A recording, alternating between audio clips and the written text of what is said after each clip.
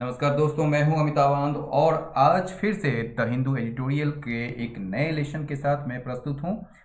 Lesson का ये जो आज का टॉपिक है उसका नाम है लेसन्स फॉर इंडिया। इंडिया के लिए जो सबक सबक है उसके बारे में बात हो रही है। ये जो है इटालियन मैरिन्स की जो केस था 2012 में उसकी बात हो रही है, जिसमें दो मछुआरे मारे गए थे।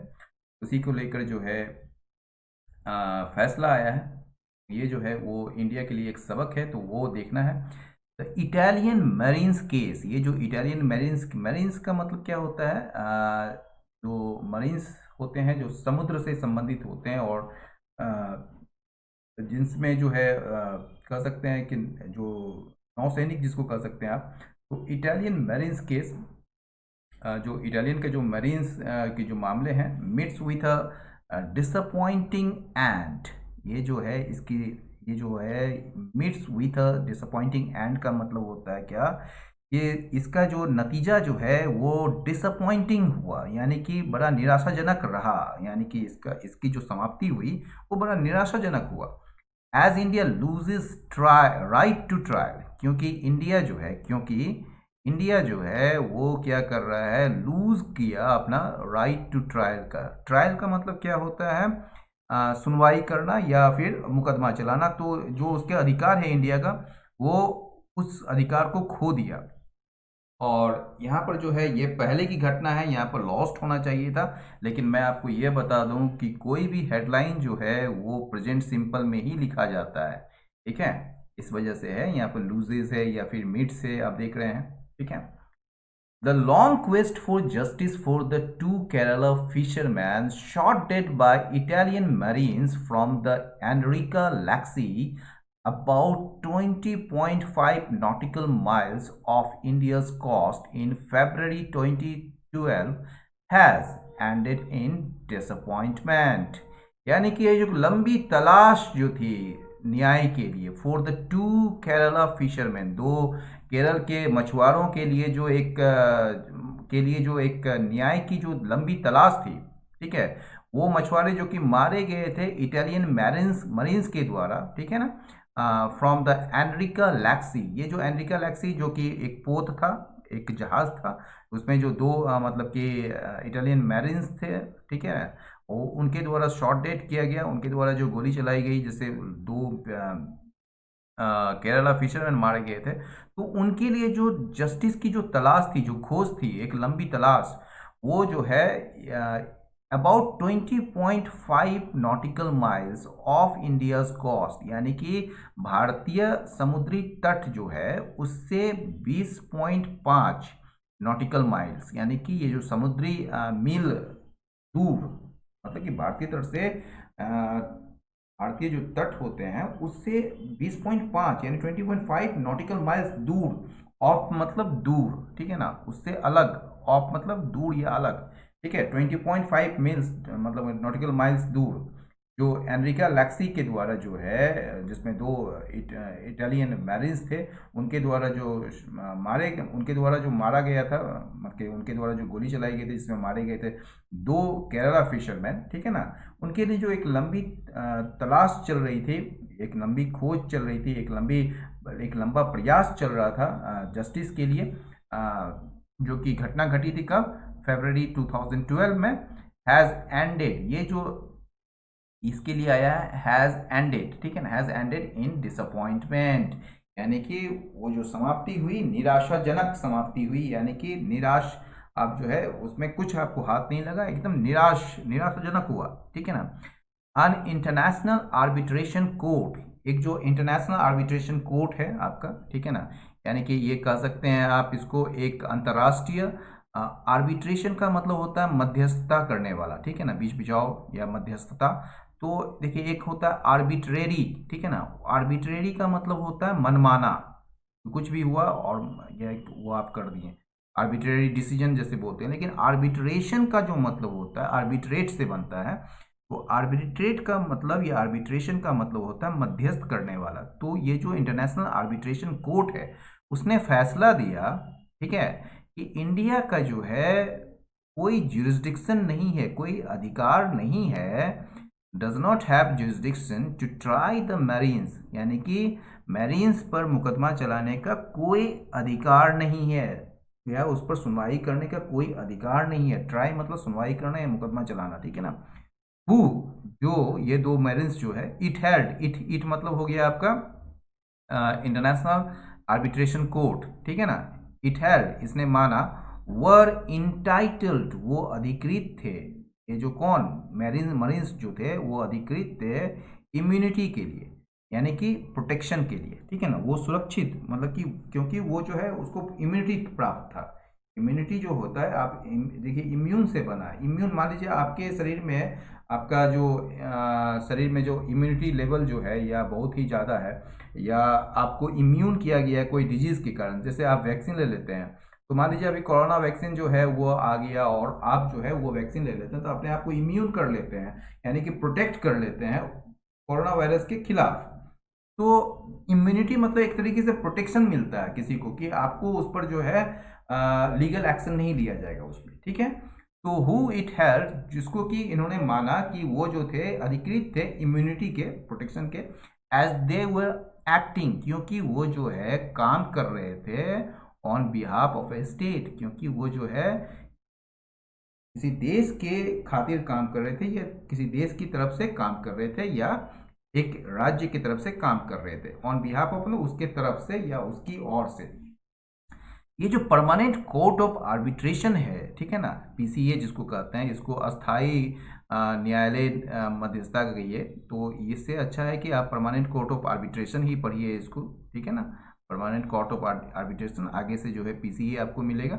इन द हेग, ये हेग में है जो कि नीदरलैंड्स के पास है, ठीक है ना।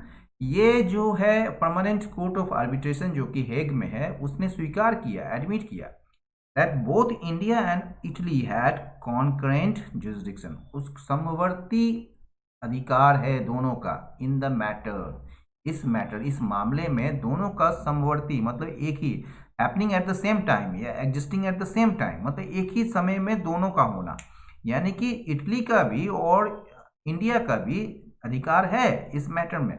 बट कॉन्क्लूडेड, लेकिन इसने निष्कर्ष दिया कि दैट द मरीन्स इम्यूनिटी, ये जो मरीन्स का जो इम्यूनिटी है, यानी कि इन सैनिकों का जो प्रोटेक्शन है, ये प्रिक्लूड करता है इंडिया का जुरिस्डिक्शन, रोकता है, असंभव बना देता है। प्रिक्लूड का मतलब होता है to prevent something from happening या prevent something from doing something, ठीक है ना।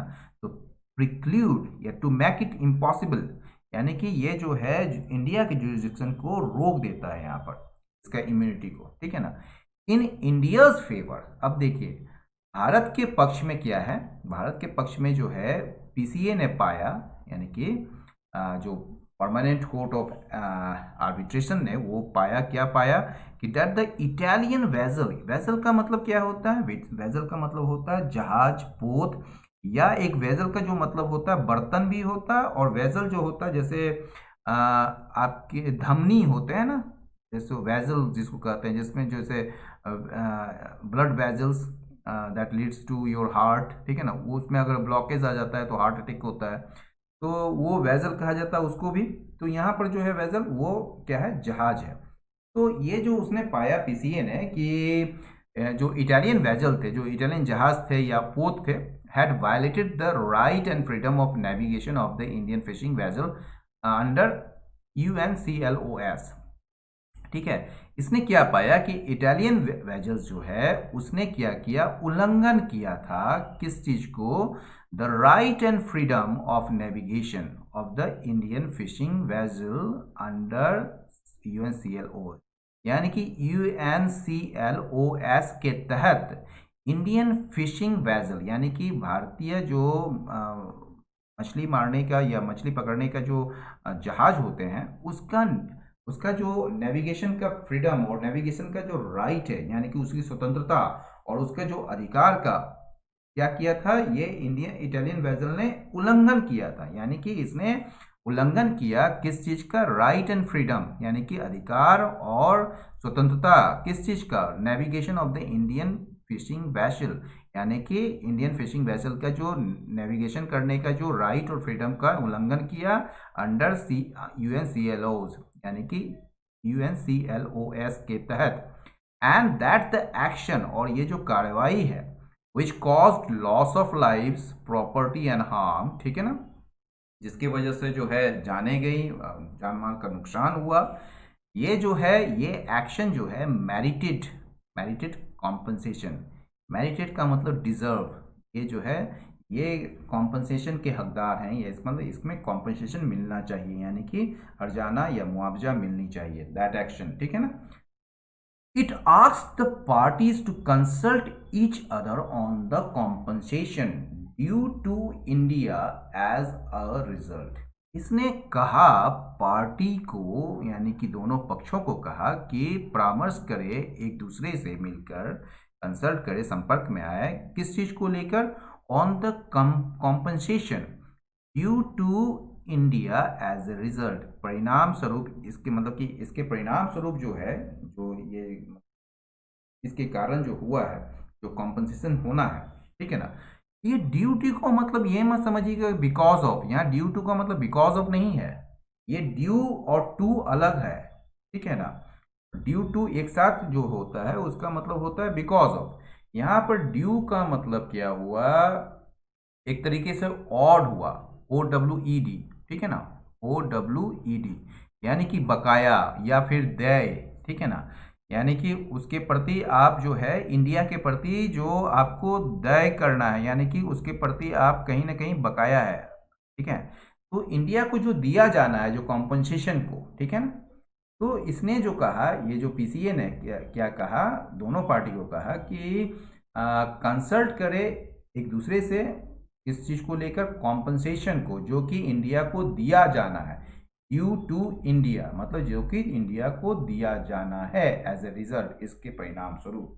आइए देखते हैं कुछ वर्ड्स हम लोग देख लेते हैं, ठीक है।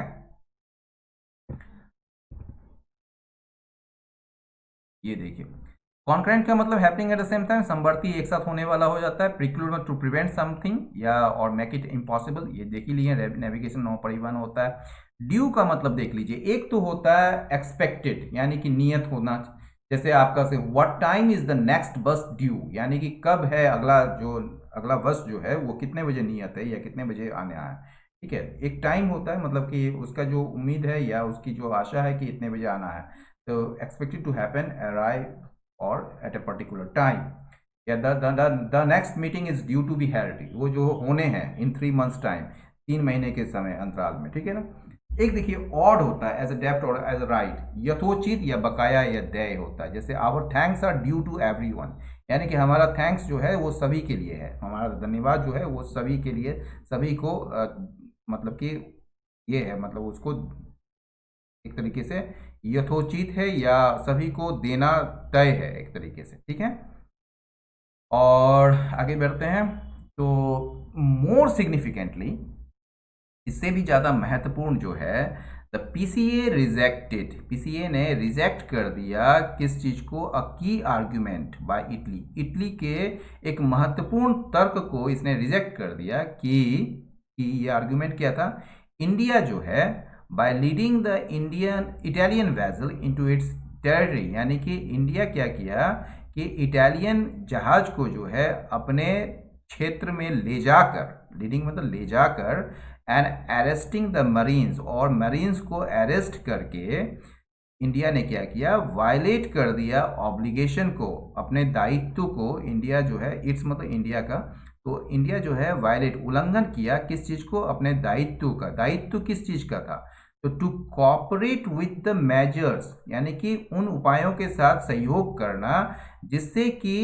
पायरेसी को, ठीक है ना, पायरेसी को दमन किया जा सके, वहां पर दबाया जा सके। पायरेसी मतलब समुद्री डाका कहिए, समुद्री डकैती कहिए, तो to suppress piracy under article 100 of UNCLOS, यानी कि UNCLOS के आर्टिकल 100 के तहत जो मेजर्स लिए जाते हैं, जिसमें जो है वो मेजर्स हैं कि पायरेसी, समुद्री डकैती को खत्म करने का, उसमें जो है इटालियन का कहना है, मतलब इटली का कहना है कि इंडिया जो है इंडियन वेजल्स को अपने टेरिटरी में ले जाकर, अपने क्षेत्र में ले जाकर, और मैरिन्स को अरेस्ट करके उसने क्या किया, अपने दायित्व का उल्लंघन किया। ये दायित्व था इंडिया का क्या, to to cooperate with measures to suppress piracy, यानी कि पायरेसी को खत्म करने के लिए जो उपाय होते हैं उनके साथ सहयोग करने का जो दायित्व है उसको उसका जो है इंडिया ने उल्लंघन किया। ठीक है, दिस मे मीन, इसका मतलब यह हो सकता है, दिस मे मीन, मे मतलब संभावना है, दिस मे मीन इसका मतलब यह हो सकता है कि that the arbitration court did not view the incident as one related to piracy at all, कि ये जो आर्बिट्रेशन कोर्ट जो है ना, इस इंसिडेंट को, इस घटना को नहीं देखा किसके रूप में, एक, ये वन का मतलब एक इंसिडेंट के रूप में जो कि संबंधित था किससे, पायरेसी से। मतलब कि ये जो है आर्बिट्रेशन कोर्ट ने इस घटना को जो है पायरेसी से संबंधित घटना के रूप में इसको नहीं देखा। ठीक है ना, the incident had caused national outrage, ये जो इंसिडेंट, ये जो घटना थी, इसने क्या किया, राष्ट्रव्यापी एक आक्रोश पैदा कर दिया एज द पब्लिक, क्योंकि लोगों ने यानी कि जनता ने इस चीज़ को जो है, इस इंसिडेंट को जो है किसके रूप में देखा, एक वांटन किलिंग्स के रूप में। वांटन मतलब एक लापरवाही, एक अनियंत्रित, ठीक है ना, एक निर्लज, एक खुल्लम खुल्ला किलिंग्स के रूप में इसको देखा। इन as much as the circumstances indicated no attempt by the fishing vessel at piracy. In as much as का मतलब कि क्या हुआ, जहां तक कि ये जो सर्कमस्टांसेस था, ये मतलब जहां तक कि, ठीक है ना, इन एज मच एज, ये पूरा का पूरा एक ही ये है, ठीक है ना, इन एज मच एज, तो जहां तक कि ये जो सर्कमस्टांसेस, ये जो परिस्थितियां थी वहां पर, उसने संकेत दिया था कि कोई भी कोशिश जो है फिशिंग वेसल के द्वारा नहीं की गई थी पायरेसी को लेकर, यानी कि समुद्री डकैती से संबंधित कोई भी कोशिश फिशिंग वेसल के द्वारा नहीं की गई थी, ऐसा जो है वहाँ की परिस्थिति बता रहा था, ऐसा वहाँ की परिस्थिति संकेत दे रही थी। ठीक है, तो इसके इसलिए जो है पब्लिक जो है इसको वांटन किलिंग्स के रूप में, मतलब खुल्लम खुल्ला जो है आपने एकदम सीधे सीधे आपने मार दिया, इसका कोई मतलब कि एक ग्राउंड नहीं था मारने का, फिर भी आपने इसको मार दिया। ठीक है, आइए देखते हैं, उसको भी दिखाते हैं आपको। इन एज मच एज का मतलब, वांटन का मतलब ऑफ समथिंग बैड। देखिए ये जो होता है हमेशा बैड के सेंस में होता है, जैसे डैमेज हुआ या क्रुएल्टी हुआ या वेस्ट हुआ, तो ये हमेशा होता है एक्सट्रीम में, और showing no care at all, मतलब अनियंत्रित, बहुत ही ज़्यादा। ठीक है ना, ठीक है, wanton destruction of human life. ठीक है, इन एज मच का एज का मतलब देखिए, use to introduce a phrase, मतलब कि फ्रेज को इंट्रोड्यूस करने के लिए इसको यूज करते हैं, जो बताता है कि वाई, क्यों और कहाँ तक जो है, जो कि पहले डिस्क्राइब किया गया था पहले सेंटेंस में, वो सच है जहां तक की।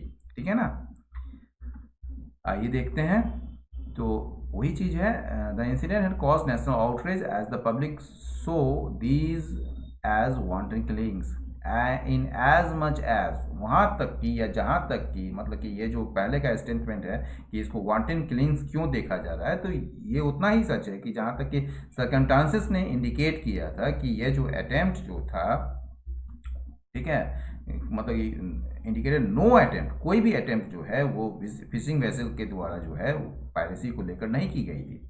The fishing vessel was with in the countries contiguous zone, ये जो फिशिंग वेसल जो था, यानी कि मछुआरों का जो ये जहाज था, वो क्या था, with in the countries contiguous zone.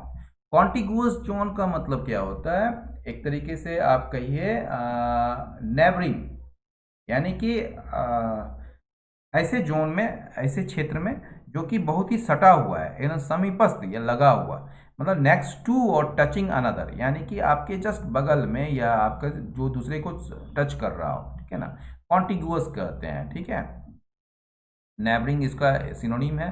ठीक है, तो ये जो है कहा जा रहा है कि फिशिंग वेसल जो था was with in the countries contiguous zone, वो जो था कंट्री के कॉन्टिग्यूअस जोन के अंदर ही था, यानी कि कंट्री का जो है, जैसे कि जोन होता है, एक जोन से दूसरे जोन में आप जाते हैं, तो वो दो जोन जो था जहां पर ये फिशिंग वेसल था, वो उसको पार नहीं किया था, बल्कि उसके अंदर ही था। And it was quite clear, और ये बिल्कुल स्पष्ट था कि दैट द ऑफेंस, ये जो अपराध जो था, ये कॉन्टिग्यूअस जोन में जाने का वारंटेड, वारंटेड का मतलब क्या हुआ, नीडेड। ठीक है, नीडेड या आप कह सकते हैं डिजर्व्ड। तो ये जो है, ये इसमें जो है, इसमें क्या जरूरत थी इस ऑफेंस में कि उसको अरेस्ट किया जाता, फिर उस पर मुकदमा चलाया जाता अंडर डोमेस्टिक लॉ में, यानी कि जो घरेलू कानून के तहत जो है, इसके तहत जो है इस ऑफेंस के लिए अगर ये जो फिशिंग वेसल जो है वो कॉन्टिग्यूअस जोन में चला गया था, तो ये बिल्कुल स्पष्ट था कि इस ऑफेंस में जो है, इस अपराध के लिए जो है अरेस्ट या प्रोसिक्यूशन होता डोमेस्टिक लॉ के तहत। इट डिजर्व या इट नीडेड, इसमें जरूरत थी, लेकिन आपने क्या किया, सीधे मार ही दिया आपने। तो with the piracy angle ruled out, ये जो पायरेसी एंगल जो है, चूंकि जो कोर्ट ने इसको रूल आउट कर दिया, इनकार कर दिया। एंगल मतलब दृष्टिकोण, वे ऑफ थिंकिंग जिसको कह सकते हैं, way of thinking, way of thinking, ठीक है, इसको वे ऑफ थिंकिंग मतलब सोचने का जो नजरिया है। तो ये जो है आपका पायरेसी एंगल, जो डकैती का जो समुद्री डकैती का जो एंगल मतलब कि जो सोच है, जो आपका दृष्टिकोण है, उसको पूरी तरह से इनकार करने के साथ ही रेगुलर ट्रायल, एक नियमित ट्रायल जो है, एक सुनवाई जो है, was in order. In order जो है एक फ्रेज है, और इन ऑर्डर का मतलब होता है उचित, जिसको कह सकते हैं आप क्या कहेंगे आप उसको, इन ऑर्डर का मतलब कि राइट फॉर द ओकेजन, ठीक है, right for the occasion. Warrant का देख लीजिए, वारंट का मतलब होता है क्या, टू नीड और टू डिजर्व, या फिर एक और मतलब होता है टू प्रॉमिस, मतलब दिलासा देना, आश्वासन देना, ठीक है ना, वो भी होता है, दोनों देख लीजिएगा उसमें, ठीक है ना। डिस्क्रिप्शन में, डिस्क्रिप्शन जरूर देखा कीजिए, ठीक है। इन ऑर्डर का मतलब होता है राइट फॉर द ओकेजन, सही कदम उठाना या सही होना उस समय के लिए, ठीक है। तो ये जो है वो कहा जा रहा है कि चूंकि मतलब प्राइवेसी एंगल जो है वो पूरी तरह से रूल आउट कर दिया गया था कोर्ट ऑफ लॉ के द्वारा या तो पीसीए के द्वारा, ठीक है ना। तो उसके बाद क्या था, जो रेगुलर ट्रायल जो था वो उचित था, मतलब वो जो है सही था एट दैट पर्टिकुलर ओकेजन, ठीक है ना। The union government should have taken over the prosecution, ये जो यूनियन गवर्नमेंट केंद्र सरकार को जो है इसको ले लेना चाहिए था, इस प्रोसिक्यूशन, इस मुकदमा को, और सुनिश्चित करना चाहिए था त्वरित कार्रवाई का या त्वरित सुनवाई का सुनिश्चित करना चाहिए था यूनियन गवर्नमेंट को। और हालांकि एज लीगल टैंगल्स, जैसे कि ये जो कानूनी पेचीदगियां हैं, जो कानूनी उलझने हैं, टैंगल्स मतलब उलझन या पेचीदगियां, वर बीइंग सॉर्टेड आउट, क्योंकि ये जो है, हालांकि जैसा कि, हालांकि यहाँ पर है हालांकि, फिर उसके बाद जैसा कि, ठीक है ना, दोनों चीजें। तो हालांकि जैसा कि जो कानूनी उलझने जो है वो सुलझाए जा रहे थे, सॉर्ट आउट में सुलझाना, सुलझाए जा रहे थे, एंड इंडिया वाज डीलिंग, और भारत जो है वो निपट रहा था किससे, डिप्लोमेटिक फॉल आउट से। जो फॉल आउट का मतलब होता है निगेटिव कनोटेशन, ये मतलब कि तो निगेटिव इफेक्ट्स कह सकते हैं या अनप्लीजेंट इफेक्ट्स कह सकते हैं। जो डिप्लोमेटिक सर्किल में जो है इसका अनप्लीजेंट जो कह सकते हैं आप ये आया था, मतलब जो इसका इफेक्ट्स आया था, जो इम्पैक्ट्स आया था, ठीक है ना, उसको लेकर जो है इंडिया डील कर रहा था, उसको लेकर वो निपट रहा था, और जो है कानूनी पेचीदगियां जो सुलझाई जा रही थी जब, तो मरीन्स जो है उस दौरान क्या किए, जो ये मरीन्स थे उसने वो सफल हो गए क्या करने से, क्या करने में, ऑब्टेन ऑर्डर्स, आदेश प्राप्त करने में, टू लीव द कंट्री, देश को छोड़ने के लिए जो आदेश प्राप्त करना था उसमें वो प्राप्त करने में सफल हो गए।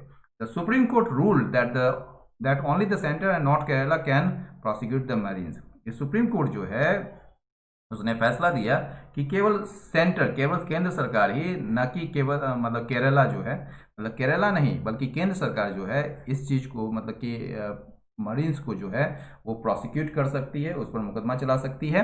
अब बिगर लीगल इशू, एक और भी बड़ा जो कानूनी मुद्दे हैं, ठीक है, विच कॉज मोर डिले, जिसने जो है और ज़्यादा विलम्ब किया, कैमलेटर, वो बाद में आया, वो क्या था, national investigation, the national investigation agency, जो राष्ट्रीय जांच एजेंसी जो है आपका, इन्वॉक्ड मतलब आह्वान करना या सहारा लेना या यूज करना उसका, वो किसका यूज किया, the suppression of unlawful acts against safety of maritime navigation and fixed platforms on continental shelf act 2020।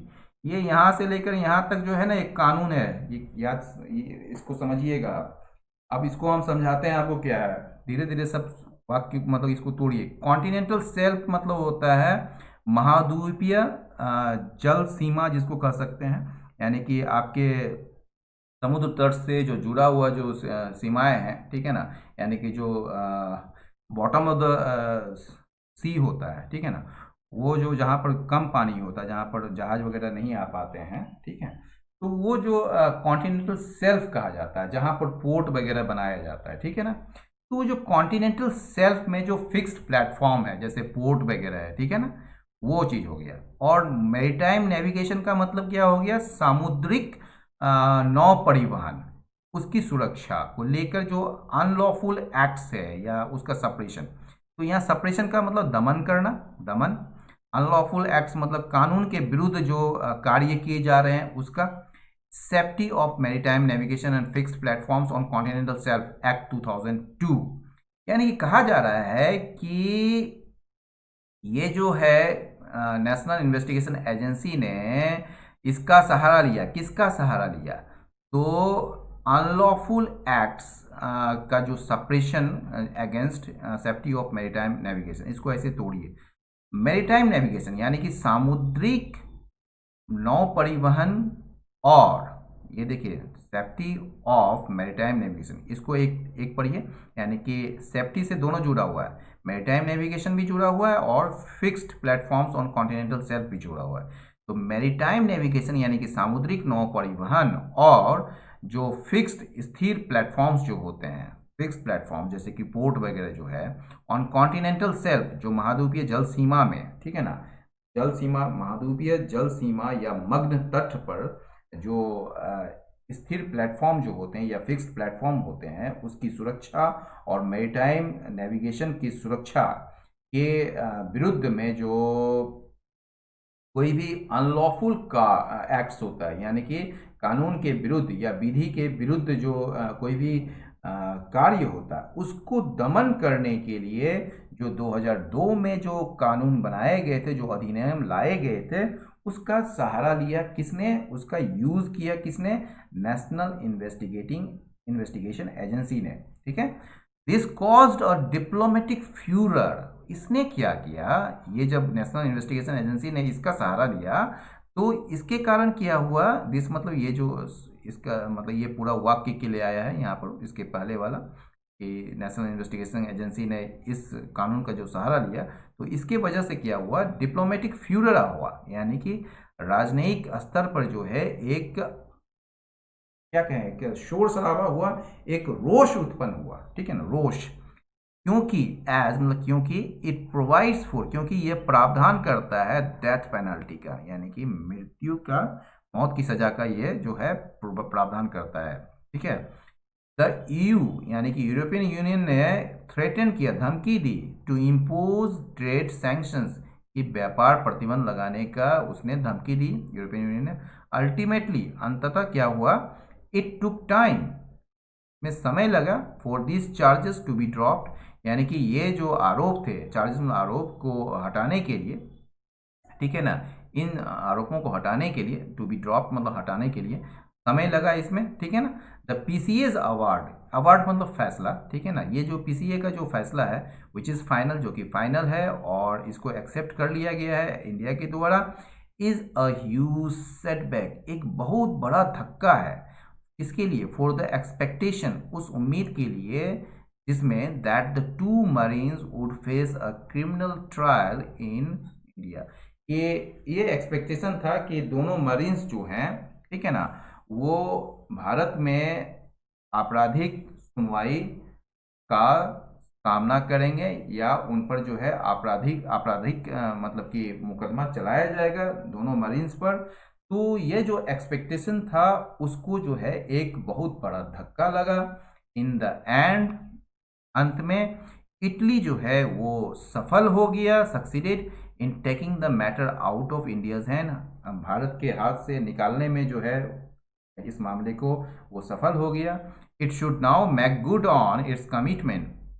ये देखिए, इट शुड नाउ, अब जो है इसे, इट मतलब Italy, it should now make good on. Make good on का मतलब क्या होता है? पूरा करना या अदा करना। In the sense make good on something का जो मतलब होता है, देखिए मेक गुड का मतलब होता है क्या? सफल होना, टू बिकम सक्सेसफुल, ठीक है ना, to become successful, make good का मतलब। लेकिन मैक गुड ऑन समथिंग का मतलब क्या होता है? जैसे आपने किसी से पैसे लिए हैं या किसी को आपने कुछ क्षति पहुंचा दिया है, तो उसके लिए जो है आप उस पैसे को दें या फिर उस हर्जाने को दें, उसके लिए कहा जाता है to make good on something. आइए दिखाते हैं, आप देख ही लीजिए इसको।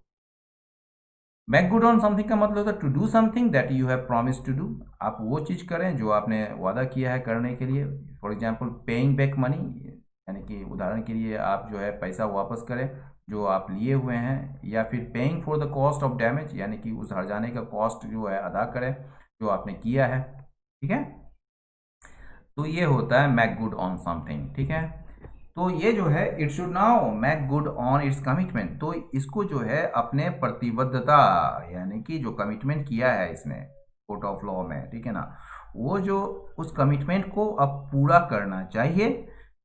वो कमिटमेंट क्या है? To have the marines tried under its domestic laws, यानी कि इन मरीन्स को जो है, इन मरीन्स पर सुनवाई किया जाना, इसके तहत, इसके जो इटली के जो डोमेस्टिक लॉज है, घरेलू जो कानून है, उसके तहत इस पर मुकदमा चलाया जाएगा। ये कमिटमेंट किया है इटली ने। The take away, take away मतलब मेन मैसेज, यानी कि मुख्य संदेश जो है इसको कह सकते हैं इंडिया के लिए, वो क्या है? शुड बी द लेसन्स, ये जो है एक सबक है, वो मतलब कि शुड बी द लेसन्स एक सबक है in the legal and diplomatic domains, यानी कि कानूनी और राजनयिक दोनों क्षेत्रों में, दोनों दुनिया में कह सकते हैं, दोनों क्षेत्रों में ये जो लेसन्स है जो तैयार किया जा सकता है या खींचा जा सकता है फ्रॉम द एक्सपीरियंस, इससे अनुभव से तैयार किया जा सकता है। तो दोस्तों, आज का एडिटोरियल आपको कैसा लगा? आप अपना फीडबैक कमेंट बॉक्स पर दें, साथ ही लाइक करें, शेयर करें और सब्सक्राइब करें और चैनल को सपोर्ट करें। बहुत बहुत धन्यवाद, नमस्कार।